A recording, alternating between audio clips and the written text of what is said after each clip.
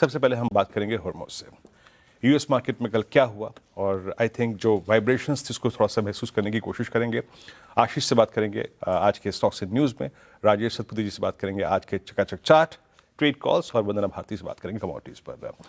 Good morning Hormoz. और मैं ये जानना चाहूँगा कि दो बातें थी। एक तो जैसे कि आप कल कह रहे थे कि 25 बेसिस पॉइंट की कटौती तो होगी, वो प्राइस में है, हुई, साथ ही साथ मत जितने लोगों ने इसके फेवर में वोट किया, और ये जो डॉट प्लॉट है हॉर्मोज, वो क्या कह रहा है?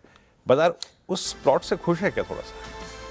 वीर भाई गुड मॉर्निंग, आशीष गुड मॉर्निंग आपको भी। और जिस तरह के जैसे हमारे जेरोम पावेल साहब है, वो हमारे आरबीआई पॉलिसी को या शायद हमारे गवर्नर साहब को थोड़ा बहुत गौर से देखते हैं कि भाई अगर आप दे तो छप्पर फाड़ कर दे।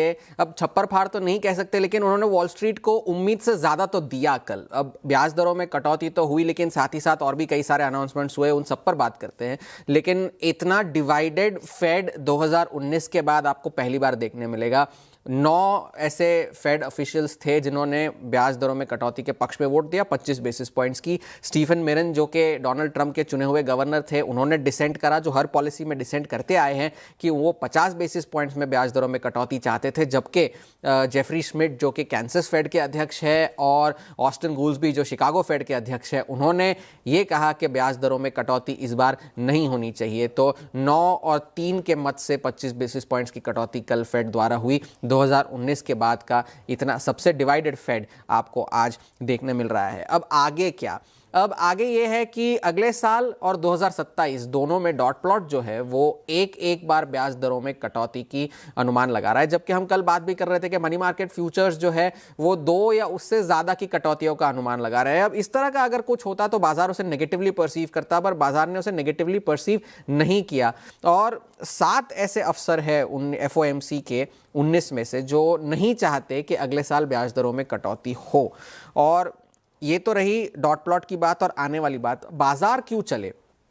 डाउ 500 अंक चला, S&P 500 का मार्च के बाद का सबसे अच्छा फेड पॉलिसी डे था, और वो अपने रिकॉर्ड क्लोजिंग हाइज और रिकॉर्ड हाइज जो कि इंटरडे 6920 के उसके आसपास जाकर ही बंद हुआ है। नैस्डैक ने थोड़ा सा अंडर परफॉर्म करा, वो क्यों करा वो उस पर भी चर्चा करते हैं। लेकिन 3 मुख्य कारण थे जिस वजह से बाजार चले। सबसे पहला तो ये कि आने वाली पॉलिसीज में जेरोम पावेल ने साफ साफ कह दिया कि ब्याज दरों में भले कटौती ना हो, लेकिन बढ़ोतरी की कोई गुंजाइश नहीं है। उन्होंने ये कह दिया कि I don't think this is anybody's base case at this point, कि किसी का बेस केस नहीं है कि ब्याज दरों में बढ़ोतरी हो। तो उन्होंने साफ साफ ब्याज दरों में बढ़ोतरी की बात को नकार दिया। बाजार ने इस चीज को पॉजिटिवली लिया है।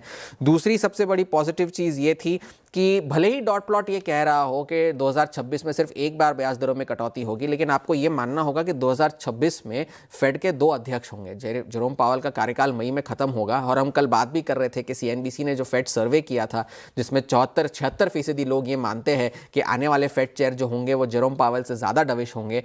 तो अब भी बाजार को ये मानना है कि वो चाहे केविन हैसेट हो, चाहे केविन वॉर्श हो, क्रिस्टोफर वॉलर हो, जो भी हो, वो डोनाल्ड ट्रंप के मुताबिक ब्याज दरों में कटौती करेंगे। तो बावजूद इसके कि डॉट प्लॉट अभी भी सिर्फ एक बार ब्याज दरों में कटौती का अंदेशा दे रहा है, मनी मार्केट फ्यूचर्स अभी भी 77% ये प्राइस इन करके चल रहे हैं कि 2 या उससे ज़्यादा ब्याज दरों में कटौती होगी 2026 में। बाजार ने इस चीज़ को पॉजिटिवली लिया। और तीसरी चीज़ सबसे बड़ी जो फेड ने अनाउंस करी वो ये कि बॉन्ड बाइंग, जो कि क्वांटिटेटिव टाइटनिंग का प्रोग्राम उन्होंने शुरू किया था 2022 में जून के महीने में, वो खत्म हुआ है और क्वांटिटेटिव ईजिंग फिर से शुरू होगी। $40 बिलियन प्रति महीने बॉन्ड्स की खरीदारी, शॉर्ट टर्म बॉन्ड्स की खरीदारी फेड करेगा।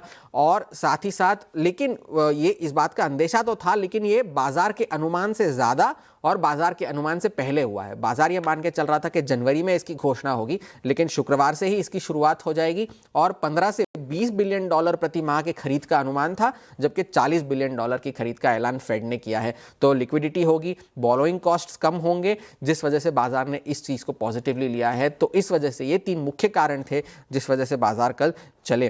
डोनाल्ड ट्रंप, अब चलिए उनके तो अपने मत है, वो शादी में आए हुए उन ऐसे रिश्तेदारों जैसे है जो हर चीज़ में नुक्स निकालते हैं। तो उन्होंने तो पहले तो यही कह दिया कि 25 नहीं, दुगनी होनी चाहिए थी, 50 से ज़्यादा होनी चाहिए थी। और उनसे आने वाले फेड चेयर से उन्हें यही उम्मीद है कि वो ब्याज ब्याज दरों को लेकर ईमानदार रहे, ऑनेस्ट रहे, और यही उनकी सबसे बड़ी लिटमस टेस्ट होगी। और वो अभी भी ये मानते हैं कि ब्याज दरें और कम होनी चाहिए, ये उनका मानना है। और आज वो केविन वॉर्श, जो कि दूसरे एक कैंडिडेट है फेड चेयर के लिए, उनके साथ मुलाकात करेंगे।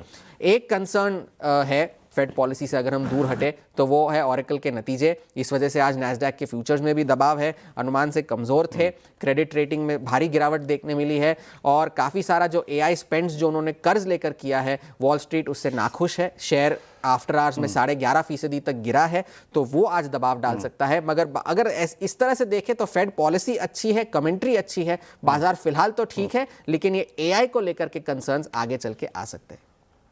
यानी हरमोज मैं आपसे अगर पूछूं, संकेत अच्छे हैं, और वो जो बाजार का sense regarding rate cuts in FY26 और सर्कमस्टेंसेस, जो डॉट प्लॉट कह रहा है कि भाई एक, लेकिन सर्कमस्टेंसेस फर्दर कट्स के हैं, कंसिडरिंग जो नए फेड चेयरपर्सन होंगे, तो वो डाइवर्जेंस पचा के चल रहा है बाजार, है ना? जी, और वो बाजार प्राइसिंग करके चल रहा है कि आने वाले साल में जो नए फेड चेयर होंगे वो डविश ही होंगे और वो ब्याज दरों में कटौती करेंगे, फिर चाहे वो जो भी हो।